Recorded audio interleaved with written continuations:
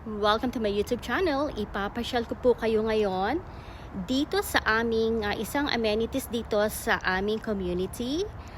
Katulad po ng ipinangako ko dati sa inyo, ipapakita ko po ang swimming pool. Ito pong swimming pool na to ay para lang po ito sa mga homeowners.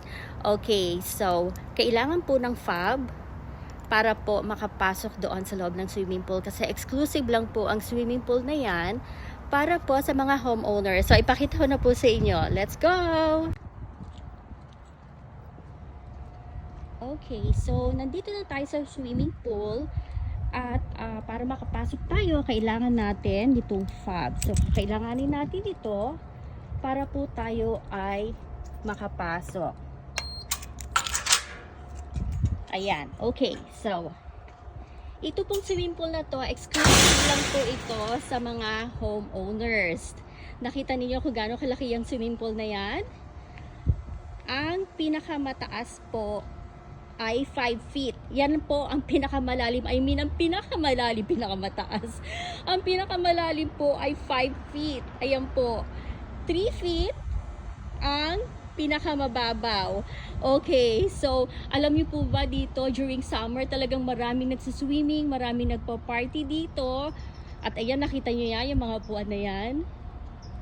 Ayan, ako, maraming tao dito nagpa-party. Ang anak ko nga, ano na nga sila rito ng mga friends niya eh. Nag-swimming na nga sila rito eh.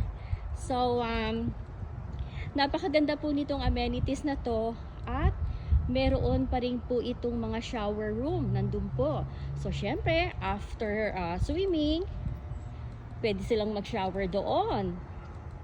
At po pwede rin magdala rito ng mga foods. Yung mga magpa-party, mag-order lang sila ng mga pizza. Ayan.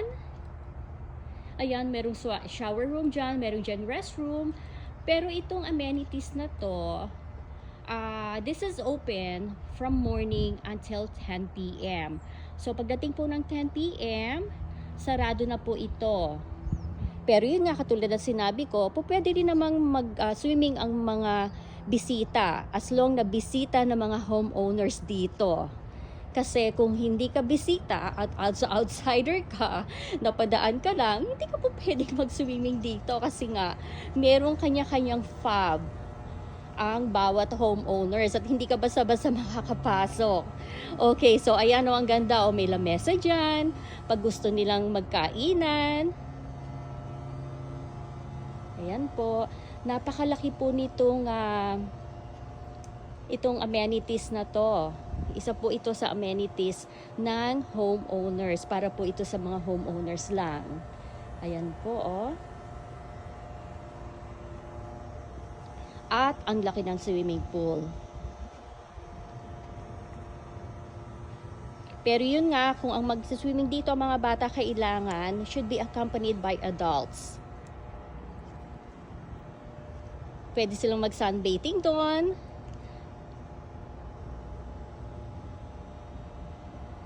Ayan, napakaganda po talaga.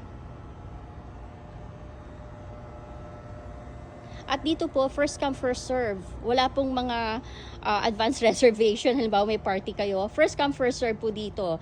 Kung sino yung nauna at maswerteng maaga rito na homeowner, at po pwede rin naman kasi minsan mga dalawang family ang nagpa-party dito pero magkahiwalay na party. So depende na lang sa usapan po ng mga homeowner kung gusto nila mag-share na lang sila sa the same day ng kanilang party, po pwede rin naman po. At well-maintained po talaga ito. Itong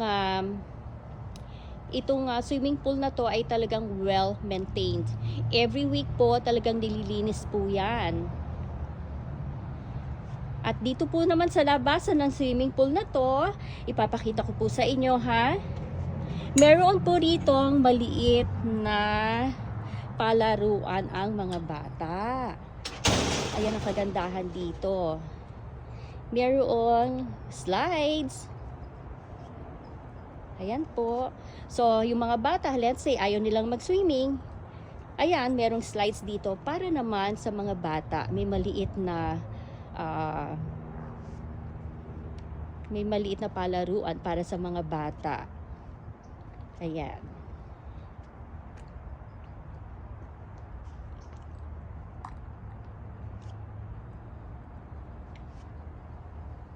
At yun, kung gusto mag-barbecue, meron din po ritong barbecuehan. Para din po yan sa mga homeowners. Ayan po.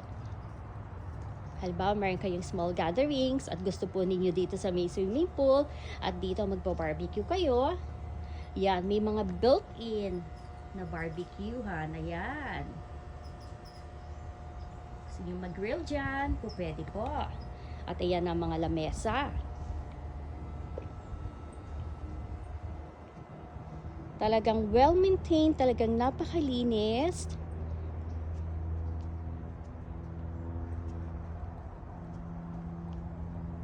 Ayan, talagang ang ganda po talaga dito at napakatahimik. Ang oras po ngayon ay 11:30 a.m. Okay, so ayan po ang palaruan ng mga bata.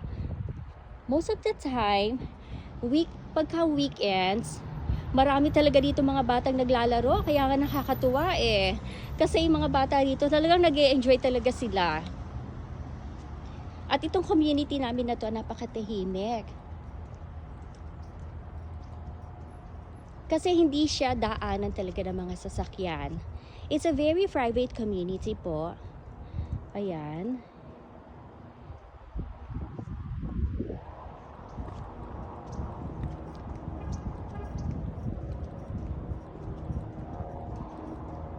Kaya ito po yung isang bagay na nagustuhan po namin dito sa community na to. Ang napakatahimik, napakalinis, at yun nga mayroong amenities para sa mga homeowners. At talaga namang mag-e-enjoy po talaga ang pag-stay dito para bang nagbabakasyon ka parate. So inikot ko lang po kayo, babalik ulit tayo doon kung saan tayo nanggaling.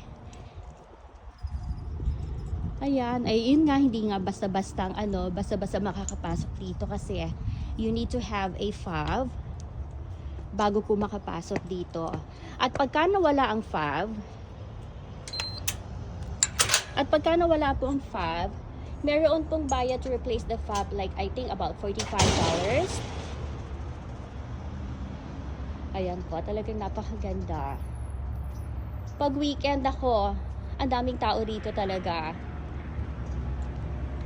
So, ayan lamang po. Sana po ay nag-enjoy kayo sa ating tour na to. At katulad nga ng sinabi ko sa inyo, ngayon lang ako nagkaroon ng oras ulit. Kasi talaga pong napaka-busy po namin. Well, after this, meron ulit kaming lalakarin. May pupuntahan po kami ni Dara. Pero sabi ko, isingit ko muna ang aking pag-vlog. So, sana po ay nagustuhan ninyo ang aking video na to. And don't forget po to subscribe to my YouTube channel. Thank you guys for watching. Bye!